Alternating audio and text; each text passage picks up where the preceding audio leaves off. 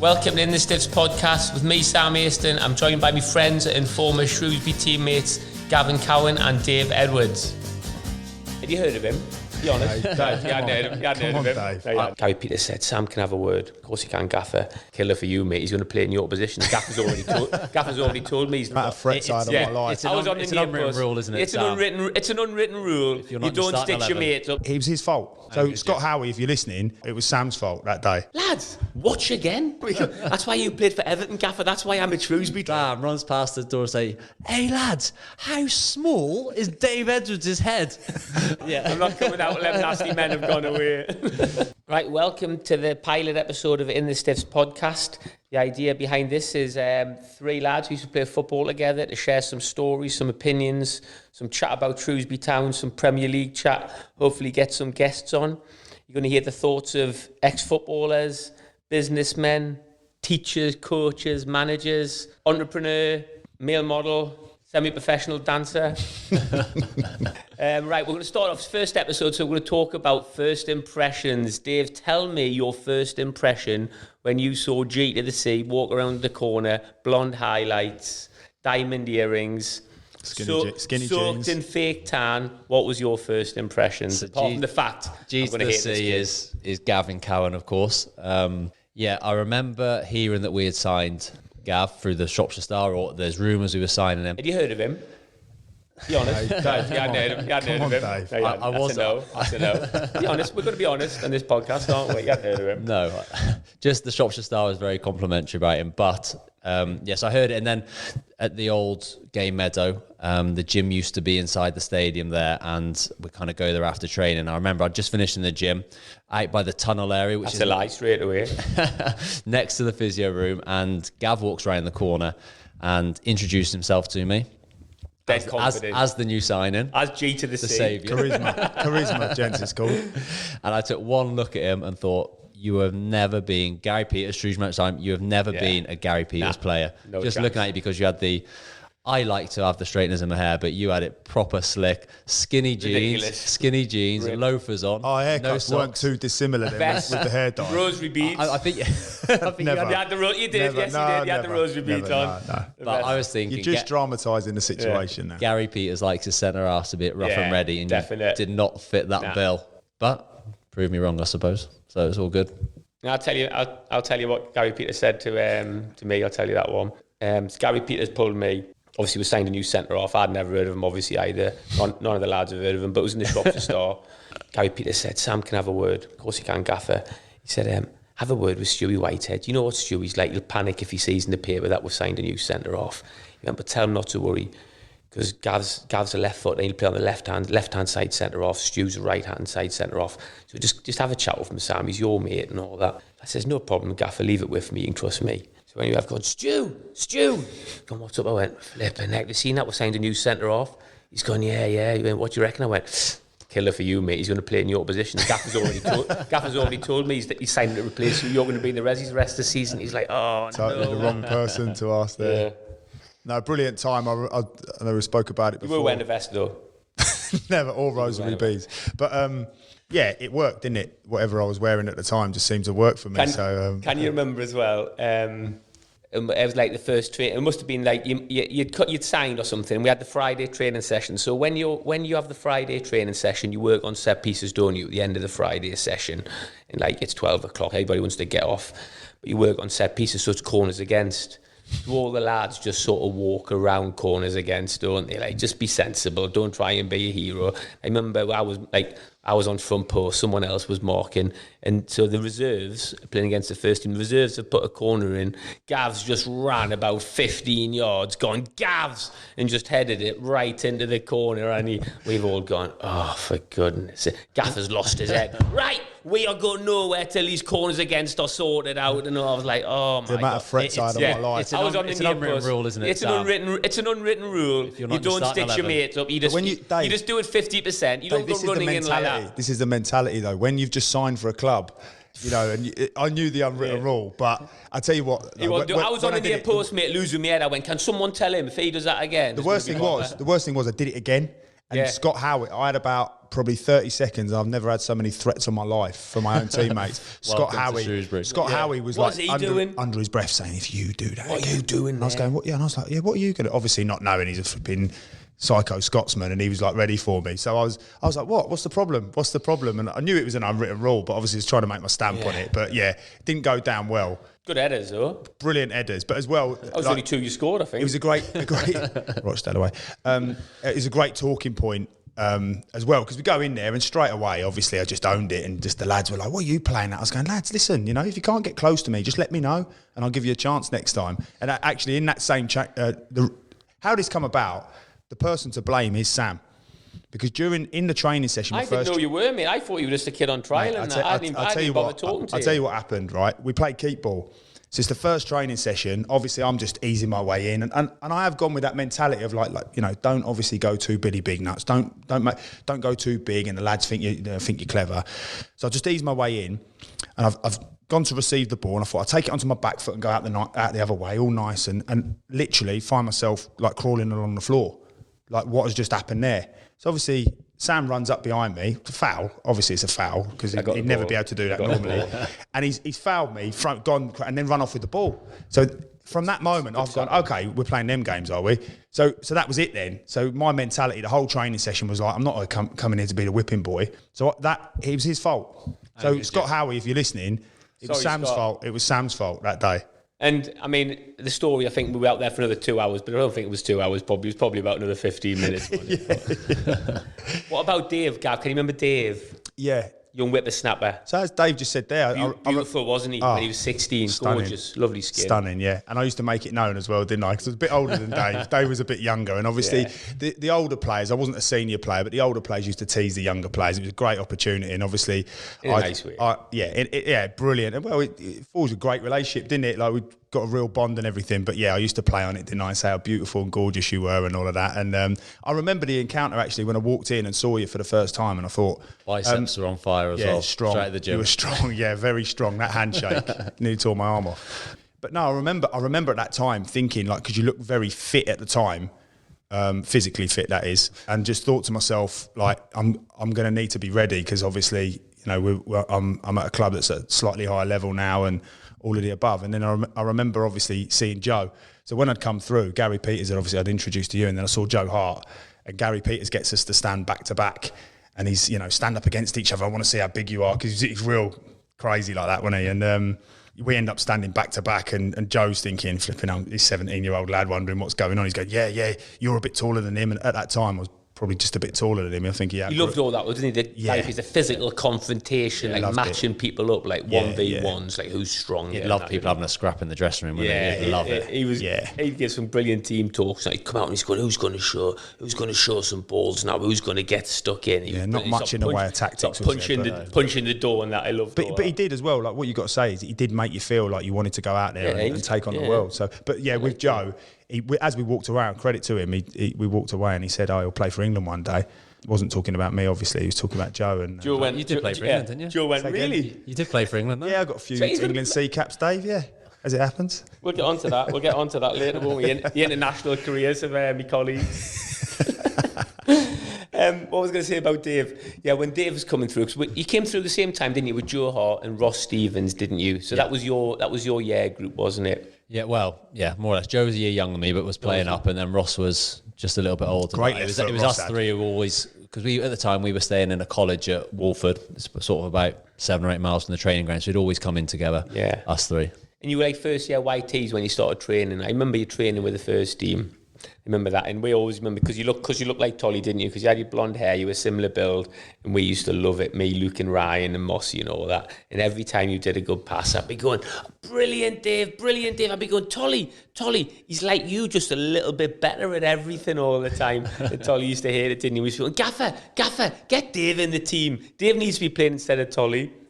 He got in the team, didn't you? Did he play with Tolly a lot then? I got in the team because Toll was injured or suspended, I think. This was more on the... Probably. Yeah, I think he would have been suspended. And then I played 3 games or so. Toll came back in and I got left out. And then we kind of played together for a little bit after that. Did you play much together? A little. We were similar. So Too similar, weren't you? Yeah, I remember. Stu were a bit better. Jimmy Quinn didn't like playing us together because we both attack and fields.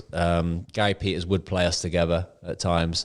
I think Toll would end up playing a little bit deeper, but Who would play when Gary Peters? Was it Neil Sorvell would have played, wouldn't he? my probably best partnership I had when Gary Peters was Stuart Drummond. Oh yeah, class. He's a good player, He was wasn't he? Yeah, class, very yeah. good. Yeah, Very class. good. He was brilliant for me. I never played with him, but I played against him a lot because he played for Morecambe, didn't he? He's a big, tall lad, wasn't he? He was a good player. He used to Great. just stay in the middle of the pitch and just let me just Great run lad, around like a lunatic. really industrious. Like moved the ball, handled the ball really well, didn't he? And loved the tackle and that. Great lad. Like I like Gary Peters. I mean, he ultimately released me, but even when he released me, like I remember he got me in, and we sort of knew that like he was having a big clear out, and loads of us were going and that. And he was brilliant with me. And he said, "Oh, it sounds, Sam, I've gotten really well with you. Obviously, I'm going to release you. I'd love to have a pint with you sometime." I went, "Love a pint." I said, "I'm looking for a job. I won't be able to afford to buy a pint. You'll be buying it." But he was good, and I remember seeing him when I signed for Tranmere afterwards. I remember seeing him and having a chat with him and that stuff. He was good, one. He had lots of qualities. My relationship with him was well known to be love-hate. Like Mick Wadsworth You was his loved him assistant. and he hated you. Yeah, probably. Well, yeah, there's a bit of both. But Mick Wadsworth was obviously his assistant, and Mick loved me, didn't he? Like absolutely, like wanted me to be in and around it all the time. But Gary was just Gary had basically come from Bexley Heath, so obviously he just got so irritated with Southerners that he'd become like an adopted Lancashireman when he went to Preston. So with me, he wanted me to come in, and like you rightly say, he wanted me to be a robot. So from my perspective, it's sort of like football dinosaur. Everybody I speak to, every Shrewsbury Town supporter would just assume that I have a dislike for him. But actually, I credit him now to the work ethic that you sort of instill into everything in your life now. Because I remember when the new ground went up, he had a sofa bed in there, he had a shower built, total commitment, total dedication, and another thing as well is accountability. He would always say, looking in the mirror, do you remember he gave us that poem? He wrote out a poem for us. I've still got it. It's something to do with chisel a plum or whatever. Did? Yeah, he gave us a poem, and I've still got it. And it's basically... Brave thing to do back in those days, wouldn't it? Because the lads wouldn't entertain that, would they? You know what I mean? I think these days are a bit more open, but someone passed me a poem when I'm 25 playing for Shrewsbury. But I didn't openly keep it and go, oh yeah, I'll be putting that on my wall. Like I looked at it and thought, and obviously you say to the lads, don't you, this is terrible. Like, is he sure? A little bit. But yeah, folded it up, put it in my pocket. I've still got it to this day. And but it was all about looking in the mirror and actually like you can make excuses to everybody else, but actually, and I loved that about him. I loved his work ethic. I loved his commitment. I just felt from my perspective like he was a bit of a footballing dinosaur, and he didn't know how to handle me. He didn't know how to address me. He didn't know how to get the best out of me. And I was as much at fault for me leaving as much as he was, because I was obviously... He was brilliant for the club. I think, when he came in and stuff, he was amazing. Because you were there obviously beforehand, weren't you? Yeah. Yeah. So you obviously, because Gary Peters signed you. When he signed me at the back end of the season, I came in and I wasn't due to play. And obviously it got quite bad, and he'd thrown me in. It must have been bad because he threw me in. But we did really well for the final 5 games and stayed up. And I remember signing and going down to the training ground. And naively, when I'd had my medical, I hadn't really explored. I just got sucked into Shrewsbury because it's so beautiful. Went over the English Bridge and thought, wow, this is amazing. When I'd been in and around the training facilities, I was really underwhelmed, really disappointed, I suppose, and thinking, I thought I was coming to something bigger and better than this. We'd then gone away for the summer, come back pre-season, and the whole place was different. It was a completely different feel, completely different setup. The professionalism had gone through the roof. It was a different club, and it was a pleasure to be a part of. But it was him, wasn't it? It was Gary. Yeah, because before then, we had Jimmy Quinn and Dave Cook. Like, Dave Cook has got to be the funniest man in football. Yeah, but they are absolute chalk and cheese. The professionalism of Gary Peters compared to... But that Jimmy season when, like the season before you come, Gavin, we got promoted from the conference, it's got to be probably the luckiest season ever. The luckiest, but it was brilliant, wasn't it? Because Dave Cook was hilarious, wasn't he? Like, he used to remember when we played Leo Ramai away, and he's at the back, isn't he? Well, at the back, and he's going, lads, flipping, I seen the odds on us winning tonight, and it was something like 2-1. He was like, we're 2-1 to beat these. They're terrible, these are. So I think everybody was lumping on it, and that one, I don't know if you'll have to say that anymore. Everybody was lumping on it. And we took, I think we took 1,500 people with my mum. I took 1,500 people I remember to Leo Ramai. They literally didn't have a stand, did they? They just come in and took over. We took over everywhere. And then 1,500 people there. All the lads had lumped on it. Leo Ramai, he was there was a teacher, there was a carpenter and all that. We were training 3 times a day. We drew 2-2. And we were happy happy with the point. I was buzzing at the end. Oh yeah, Tough place to go. But that wasn't season was amazing, and we got up just for like individuals, didn't we? We were a little bit lucky, but individuals got us up, didn't we? I remember seeing, didn't Hereford finish second? Yeah. And you finished fifth. Hereford, And no, we it? finished 20, third. 20 odd points. Yeah, but Hereford were like 20 points ahead of us. Yeah, I remember that. Because who won Finished it? fifth. No, we finished third, didn't we? I thought we finished. I think we finished third. But we beat. I remember we beating Hereford, didn't we? Yeah. But then we won their playoffs. It was brilliant. That was, wasn't it? It was a funny season. Some amazing stories from that season. But like you say, Gary Peters then came in and It made a difference. from me being really underwhelmed to, like I say, he'd taken that off season and really grabbed it by the scruff of the neck, and you could just see everything then. We were, like, this is a long time ago now when you think of it. You're talking about, like, remember DVDs after games and questionnaires? Doing all analysis and everything, which was pretty unheard of at that level. Yeah, we were doing analysis. We were like, S&C was going through the roof, wasn't it? It was like, for lads like you, Dave, obviously, you know, you had real, I mean, I did at the time, but obviously you ended up, that could have been a real pivotal moment for you, because if that had stayed amateur. He was massive for me. When he came in, I was out in the cold under Jimmy Quinn. He basically told me I could go out on loan. Yeah, so you weren't playing. No, you weren't playing that no, time when Jimmy Quinn I was wasn't there. playing. I remember he said Who was playing centre mid then? Tolly was still there, wasn't he? Yeah, of course he was. Tolly was yeah, after Tolly me. would have been there. Carl Murray? He wouldn't. Have he left? No, he left. Martin O'Connor? Martin Oko was there. Nah, Yeah. I thought, had he not gone? He went. No, Martin O'Connor was there when I played signed. Yeah. I started Martin that. O'Connor was still there when you signed. Yeah, He was Oko was there, He yeah. was 42 when I was there. Yeah. But I'd started that looked it as season well. under Jimmy Quinn. The following season we got promoted, so I started the season. Yeah. Probably wasn't in great form, and then was left out for a bit, and then got told I could go on loan. And then I remember Nigel Vaughan, the youth team manager, who was still really close now, like a mentor to me. Great guy. He said to me, "Whatever you do, don't go anywhere just yet." He says, "I think the manager's going to get the sack quite soon." Basically, stay here because the gaffer's going. Oh, okay. Read between the lines on that one. Oh, let's hang fire on that then. So I had a bit of a sore calf for a couple of weeks, and then Gary Peters came in, and first thing he said to me, he said, last year he says, I recommended you to go to Everton. He was an Everton scout before he come to Shrewsbury. And I don't know if he was just lying, but that blew my mind. I thought amazing. Honestly, he wouldn't have been. He had big Paul Gary. He was the one who took David Beckham to Preston on loan. So Gary signed him there. And like, again, when you look at, like, remember when Joe trained with Everton before he went Man City? He said to me, he goes, I told them to put in a bid for you and Joe. Whether we had or we hadn't, no, it's it made massive me for you feel amazing. anyway, And then his first game, I was back in the squad on the bench, and then the second game I played, and I was playing right midfield at the time. And what, in the 4-4-2? In a 4-4-2, yeah, just up and down, working my balls off. But he was amazing for me. I played so much under him. People would, again, like you, Gab, would assume that me and him haven't got a good relationship because of the way I left the club, right, signing a contract and missed playing that playoff final at Wembley. But it was just about the money, wasn't it? Exactly. No, it's so we did fall like them, but I've spoke to him numerous times since then, and I can't speak highly enough of him. He'd be a great guest to get on. Brilliant. Gary I'd love to get him on. He'd have The some last good time I spoke stories. to Gary was when I'd basically played 3 games. Me and Kelvin Langmead had played centre half together. We'd kept 3 clean sheets. So obviously we're buzzing. So then I think it was the St John Payne's Trophy at the time. It was the League Cup basically. And he pulled me and he just went, listen, I'm going to rest you for this one because you've been doing really well. but at the time, that was really believable. So I was like, yeah, I've been flying, absolutely flying. I think it might have even been 4 games, 4 clean sheets or whatever. But you'll definitely be playing the next league game. I just want to give you a bit of time out because obviously you've been out, come back in. Yeah, brilliant, Gaffer. Yeah, no problem. And then, so obviously we're training all week and I'm still on a high, absolutely buzzing. And then I think he named the team on the Friday morning. And obviously I was on the bench. And I think it's been a mistake, Gaffer. You've got a bit muddled up with your centre half. Say, Gaffer, can I have it? Excuse me, Gaffer. Sorry, Gavin. Yeah, remember me? And he literally, I just like lost the plot with him. I was like, "What are you doing?" Like, you literally told me last week. You blatantly lied to me, and he just didn't have an answer. And I could tell for the first time where he'd never given me an inch. He was almost looking at me as if to be like, so I just went, right, well, you just don't trust me then, that's fine, no problem. And then obviously being younger, you spit your dummy out, don't you? And then he'd give me a little bit of a door to sort of turn back as if to sort of go, look, I've done something wrong. It was the first little bit he'd ever given me.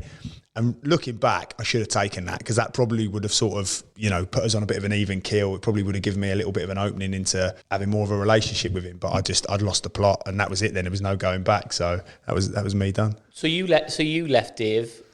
So Gary Peters, basically, we all left Gary Peters. Well, you didn't get released, did you? No, Dave really, no, you not just really. left, but me and Gav got released.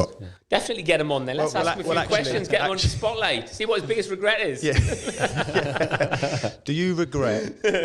He was good. What about Kevin Ratcliffe then before that? You'd never have had him then, would you, Dave? I was a first year Whitey, so I was training with you boys and Dave Fogg.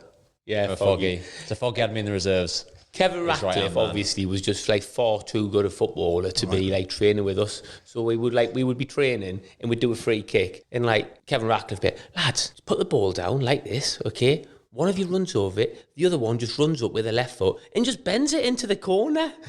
Like we're all trying to do it, and it's hitting the wall and flying away. Lads, watch again. Put the ball down, runs like you always get a lad to run over it first, run up.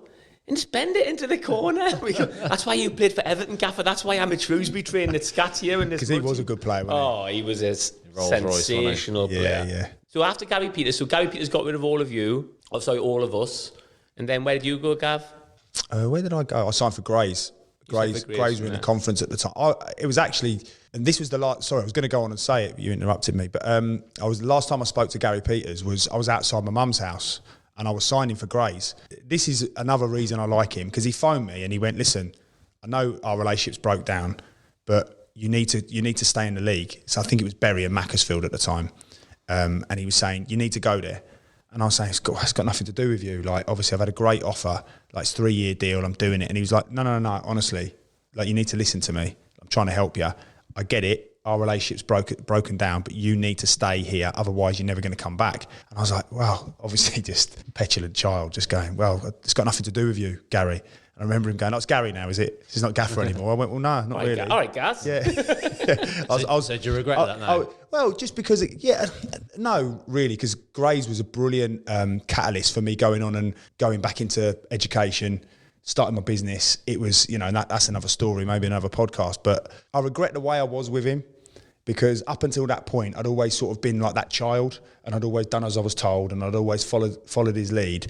But I'd sort of almost like I was being a bit petulant, and he'd been in the wrong up until that point in my eyes. I think he'd managed me wrong. But then there was a time for me where he was trying to open a door and sort of, glimmer a light. And I just, calling him Gary and stuff like that, obviously, is just disrespectful. And I should have continued to call him Gaffer. My next phone call off Gary Peters, next time I spoke to him. So obviously the playoff final had been, didn't speak to him before, after, anything like that. So what, your relationship totally broken down? Well, I remember I spoke to him in his office at the old game. Would you have an agent? I had an agent then, yeah. He told me to make a decision whether I was going to sign a contract and tell him on the Monday morning, went to training ground, said, I'm not signing a contract, but I'd love to be involved. And he just, he wouldn't take that well. He just said, get your boots off.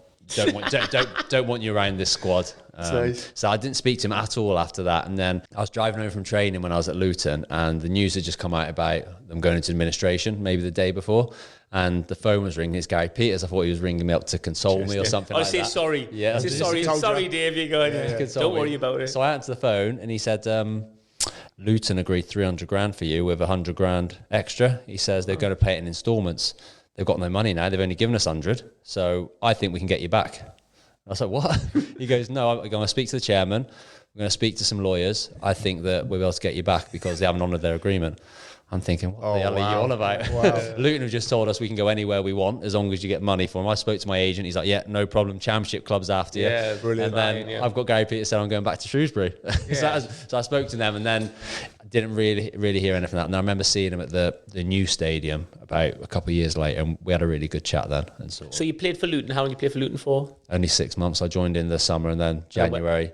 Again, I keep looking. You need a lot of luck in football, don't you? You need a lot of luck. Yeah, you make your own luck, though, mate. You do, yeah. You've got to be ready for those opportunities. Right time and ready for the opportunity. But Luton had got into the third round of the FA Cup, and we were playing Liverpool, and we played them at Kenilworth Road. I remember it. Yeah, I remember it. I probably had the best game I'd had for Luton that game. And it's on the telly. It's on the telly and all that. Steve Morgan was there, who was the Wolves chairman at the time. Mick McCarthy is there, and then from that game, you've seen him in the stand and thought, right, I'm going to have a good game today. Well, the following, so that was on a Sunday. On the Monday, we drew 1-1. We had the replay plan. Then the morning after, my agent, I had like 4 or 5 championship clubs all put in bids, and I kind of basically had to take your pick, Brilliant. which is pretty. And then we had Kevin Blackwell as well, who was our manager at Luton, and he was saying, "Don't go anywhere. I'm going Sheffield United at the end of this window, and I'll take you with me 100%." So I was all of a sudden gone from 6 months earlier, the disappointment of the playoff final and being in League Two and things like that, to all of a sudden I've got sort of 5 or 6 championship clubs who have. And then you signed for Wolves. I signed for Wolves. Why Wolves, Dave? Because it's local, I knew how big a club it was. I knew it was massive. My brother's a massive Wolves fan, and I just knew it was such a huge club. And yeah, it was. I felt almost like a bit of an imposter when I first went there. You just coming from lower leagues and things like that, you feel like you don't. You got a lot to prove, haven't you, when you come from lower leagues? I think. And I remember I went to I signed on the Saturday morning, and they were playing at home that day against Crystal Palace. Went and sat in the director's box, Molineux. It's a championship. And I thought, wow, look at this place. This is amazing. Went to the training ground, met Mick McCarthy. It was just like an absolute whirlwind. Yeah. But yeah, so I couldn't wait to sign there. Why Wolves might seem like a silly question, but the obvious ones are a massive club and obviously local. I was just interested because I know there was a lot in for you at the time, wasn't there? The other ones I had sort of on the table or I was interested was Watford, which was obviously down by Luton. I had Notts Forest, but they were in League One, but they were a big hitter in League One. Then Sheffield United as well. So they're all massive clubs. Yeah. Do you know what I mean? But just I think even when I was at Luton, a bit like when I was at Reading, I was always driving home. Proper Shropshire lad. So I was always coming home every weekend, just to go out with my mates and things like that. Ponsbury. Yeah. Go to the Nag's Head in Ponsbury. Good for the Nag's Head there, by the way. So the opportunity to come back this way was too good to turn down, mate. First impressions, obviously. Sam, we've got to go on Sam. Obviously, I know like you were a bit of a fanboy at one point, weren't you? And aspired to be like the magical Sam Haston. They say never meet your heroes. Never has it been truer. No, I am. I remember seeing you play, Sam, and sort of massive fan because you were always a fan's favourite, weren't you? Didn't I? You was a fan's favourite, sort of got the, let's say, crowd off their seats, but they're already standing up, weren't they, down the riverside? But then coming into the club, then it was a bit weird for me meeting everyone because I'd obviously watched these players and then the likes of Bavo and Mossy, and so you know what the atmosphere is like. It was like a ruthless dressing room for, and I've gone from just looking up to you guys and think, wow, these guys are amazing. And then walking in and kind of lights off and we're getting the beats off everyone, sort of stuff. So ruthless, wasn't it? I think my first real memory was, so I had sort of a blonde, I remember I grew my hair, it was real long at one point, and I've come into training one day and I've shaved my hair off. I thought I've had enough of it. I'm shaving my hair off and I've poked my head out of the hut, at the training ground. So I've just walked out. Just like nervous, the first team are running around the pitch and Sam runs past the door and say, "Hey lads, how small is Dave Edwards' head?" And I've just kind of peered myself back through the door. I'm not coming out. Yeah. I'm not coming out. 11 nasty men have gone away. So that was my first vivid memory of Sam. Yeah. It was brilliant though, you look back at that time at Shrewsbury though, I know like it's the game meadow and stuff, but it was amazing, wasn't it? I think even now when you speak to the old fans, it was a great atmosphere. I remember saying I was when I was assigned for Shrewsbury. I've told this story before when Roland's doing me contract, and I think it was star signs. What? Yeah, it was something stupid. Like I think after I scored 5 goals, I think it was something like 5. He gave me $5,000, and then there was like something like $2,000. It was something stupid at the time for that, and I remember thinking, flipping heck, if I get 10 goals this season, I'm going to be minted. I don't think I ever scored more than 2 in the season. I've walked out there going, I've done the chairman a kipper there. If I get 15 goals, he's going to have to sell his house. On the other side of the door. He didn't even have to open his wallet for me. Yeah, he's gone. He's like that. I've seen him play. My wallet's safe. That'll be all right. I've seen him play. Sorted him. Yeah, I remember my first impressions were, again, like you say, you got that ruthless changing room, haven't you? Yeah. And I'd played with Luke Rogers previously for the England C set-up.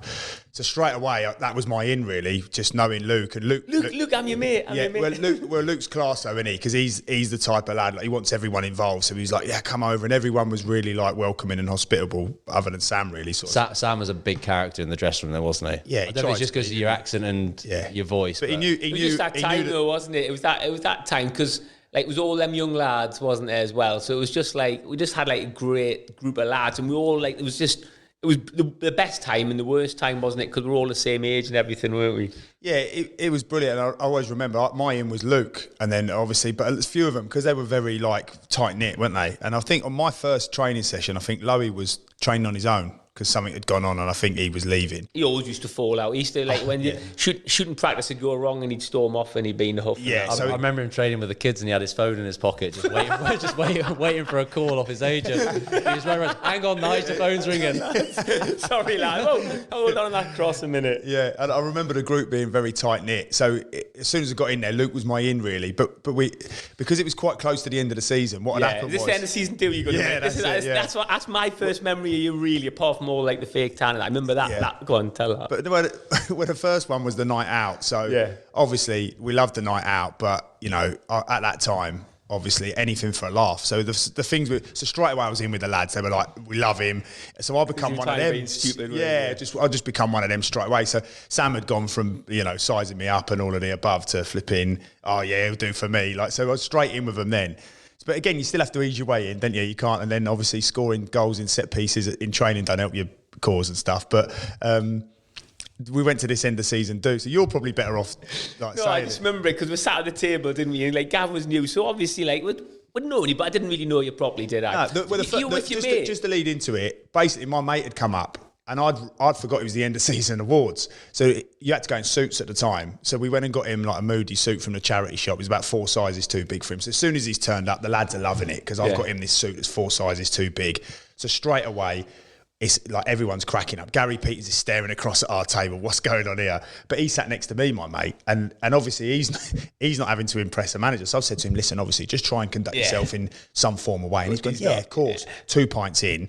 That's all gone out the window. He's walking around in a suit 5 sizes too big for him, and then. But it's all like it was because the Cockneys and that as well. One, it was different because we hadn't really come across that, had we? And it was all like it was just like a different kind of banter, wasn't it? I remember you kept going to the toilet and bringing something back from the toilet. So it started off being like a toilet roll, then it was like the toilet brush. Then it would be like you'd unscrewed like the toilet thing off. Where was this? Was this the Lauderdale? Was it out in? It was out somewhere. Some financial. What was his name? Donington or something. There was a bloke. He looked like Clark Kent. Bloke at Shrewsbury. Put a bit. Yeah. Oh. Yeah, but they basically. Get back to you. Podcast 2 will be all about the bloke who looked like Clark Kent. But it was beautiful, wasn't it? It was a great setting. But yeah, so we'd obviously started going there and we're showing off, haven't we? So we've just lost all inhibition. Yeah. And I'm unscrewing things in the toilet. I'm getting the knife from the thing, unscrewing the hand dispenser off the toilet, bringing it back, putting it in the middle of the table, bringing the toilet brush back, and anything that we could. It got you in, didn't it? Because the way you get in is either obviously if you're a brilliant footballer, you can be a bit of a nugget because the lads will put up with it because you're getting them results, aren't you?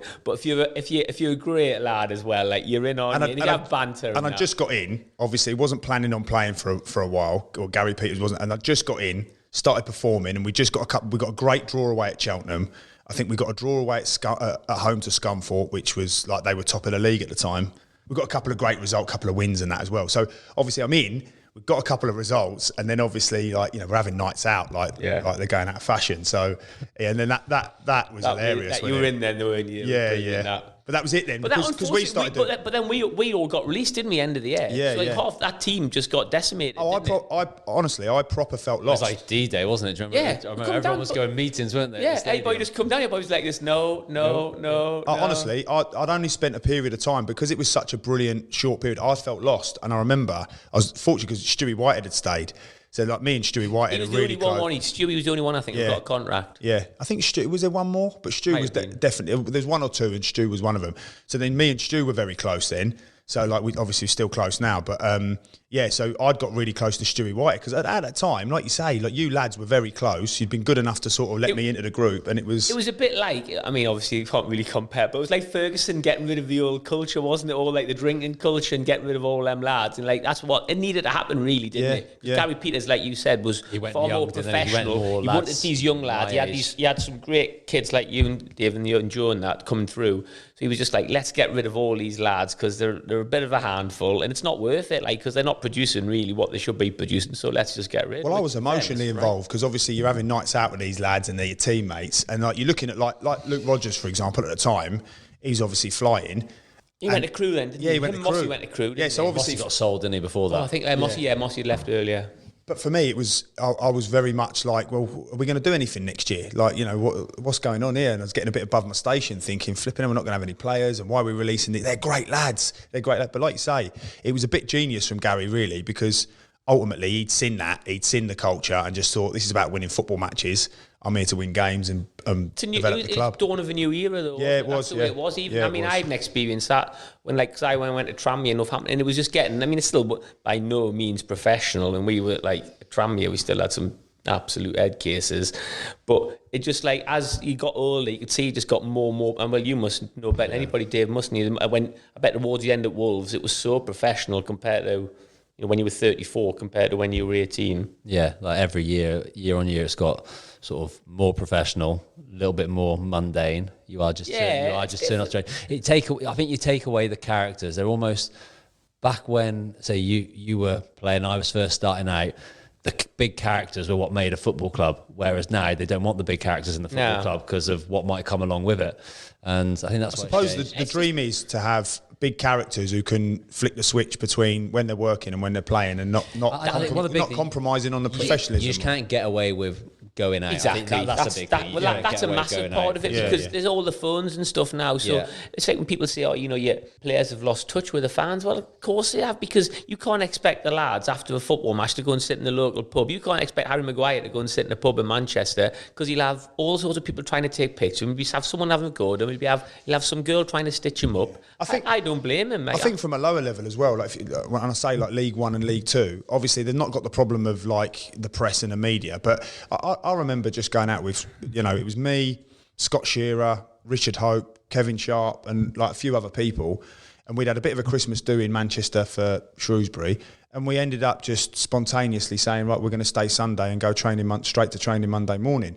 And obviously those lads now, they can't get away with that because the levels of training and what their body's being put through now, they wouldn't be able to get through the session. Back then you could sort of, hide round corners a little bit, couldn't you, and make excuses and come in and say, oh yeah, my calf's hurting a little bit. And so from the lower levels, they can't do it because the demand's on them.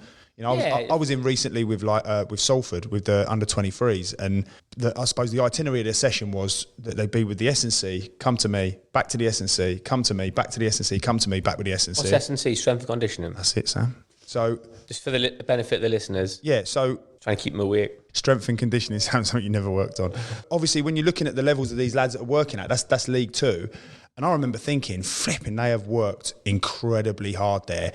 I wouldn't have been able to do that after a night out. You can't. There's no hiding place. That's what I mean. So it's not necessarily not just the media. Obviously, you've got media and the levels that you've got to put your body through.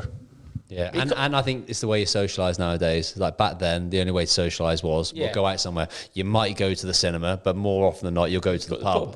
Whereas now you get what you game. Whatever, People, all the young lads, they game. So it's just sat here with some headphones on game. You're still chatting to your mates. You're playing on FIFA, Call of Duty. That's the new normal. Boring, yeah. Is that what the lads do? Everyone does. Yeah, everyone. Yeah, and that's that sounds lovely. Yeah. Better you're a wee player. Please, please, I'm retired now. Asleep. Don't think I'll be gaming at 45. But even recently being the manager of AFC Telford, you've got, obviously we're going away, staying overnight on occasion when finances would allow. And lads, like you're saying to that, listen, lads, obviously appreciate you're all men, you're all grown men, obviously asking you to respect the club, respect all of that, and you wouldn't see any of them. We'd be going, what time's the curfew? Is there a curfew? There's no curfew, no curfew.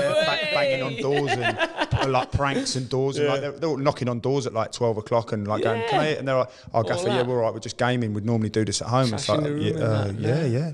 Okay, lads, you game. Well, it's for the best, I suppose, in some ways, isn't it? But I remember when I come watch the Telford games, like how fit all the lads were, though. Like you were saying about full backs. When I used to play against right backs, they'd be like 5'8", 5'9", couldn't run all over them. Now, that's the position you go when you get older, isn't it? Fullback.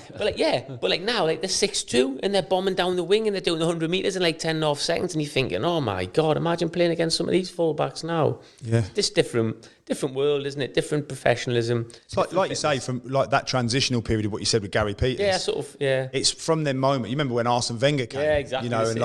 People, it just started to change, didn't it? And you could just see people, and some of the people fell by the wayside because obviously they were like, I can't get on board with this. And then you saw some of them who wanted to carry on and be better, and you see so many examples of that.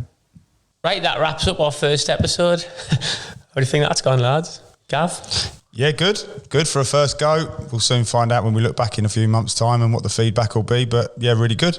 Dave? Yeah, I loved it. It's always good chatting and old stories. Not sure if anyone will listen to it, but at least we've had a good night. I think we at the moment, I think that's amazing. But then I think come series 14, we'll look back at that and we'll be embarrassed. Well, if we get to series 14, I'll be over the moon. You'll be 125 years of age by then. Right, if anybody wants to ask us any questions or they want to maybe suggest some guests for us or anything, there's various ways you can get in touch with us. We've got @InTheStiffs for Twitter and Facebook, and we've got it inthestiffs@gmail.com. That's all lowercase. If anybody wants to email us any questions, anything they'd like to hear from us, anything at all really, any feedback, preferably positive. Positive. You're going to write nice. something, yeah. Don't take negative feedback well, mate. Contact Sam on Tinder as well if you My want. self-esteem's not strong enough at the moment after one episode to take any negative feedback. Be nice. Be nice. Be nice. Be nice. Thanks very much then. Cheers, lads. Cheers. See you next week.